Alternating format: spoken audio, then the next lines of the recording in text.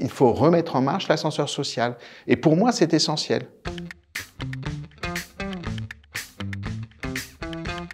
Il y a une thématique qui en fait, explique pourquoi je suis devenu enseignant et pourquoi, une fois que j'étais enseignant, j'ai voulu militer au syndicat.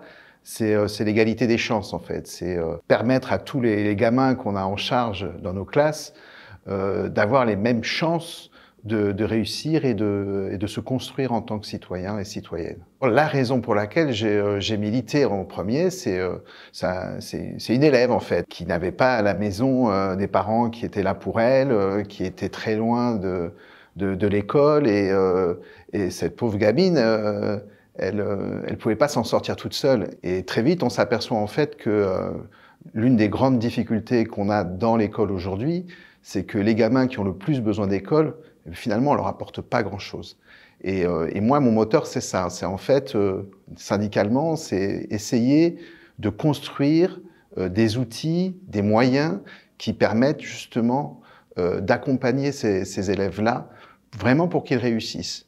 Alors, ça passe déjà par de la pédagogie, par exemple, en considérant que le travail à la maison, il faut éviter, parce qu'il est forcément inégalitaire, hein, il y a des élèves qui n'ont pas d'ordinateur à la maison, qui n'ont pas de bibliothèque et qui n'ont même pas leurs parents parce que leurs parents ils travaillent la nuit et quand ils rentrent de l'école, ils ne sont pas là pour les aider à faire leurs devoirs.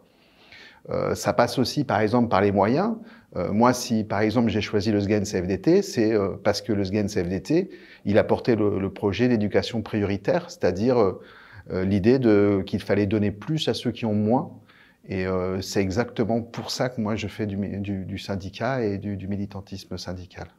On a une situation où la commune de Mulhouse, qui est particulièrement défavorisée, avec des populations fragiles, a des collèges qui explosent en termes d'effectifs. Et tout autour, on a une banlieue qui concentre en fait les classes moyennes, et avec des effectifs où il y a de la place en fait dans les collèges. Et du coup, il a été décidé par le conseil départemental de modifier la carte de recrutement et d'envoyer des enfants qui auraient dû être en éducation prioritaire et donc bénéficier des moyens supplémentaires, de les envoyer dans des collèges alentours. C'était les 6e qui auraient dû être 24 par classe et dans les nouveaux collèges, ils étaient 30. Donc pour eux, c'était beaucoup plus difficile en fait.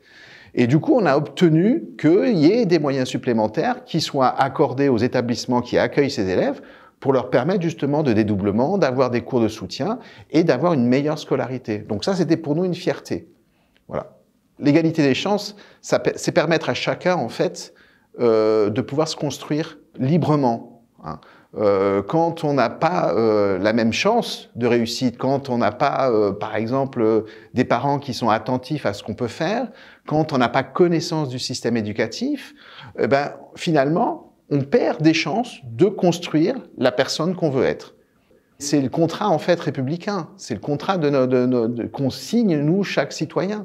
Et c'est l'une des missions principales de l'école aujourd'hui. C'est de faire en sorte que chacun ait les mêmes chances de réussite. Il faut remettre en marche l'ascenseur social. Et pour moi, c'est essentiel. C'est ce qui fonde, en fait, notre communauté, notre collectivité citoyenne, notre nation. C'est que chacun puisse bénéficier de la même chance au départ.